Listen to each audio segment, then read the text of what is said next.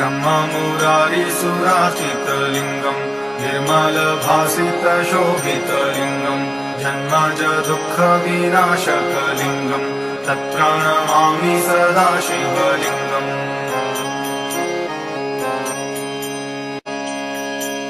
ब्रह्ममुरारिसुरार्चितलिङ्गम् निर्मलभासितशोभितलिङ्गम् जन्मज दुःखविनाशकलिङ्गम् तत्प्रणमामि सदा शिवलिङ्गम्।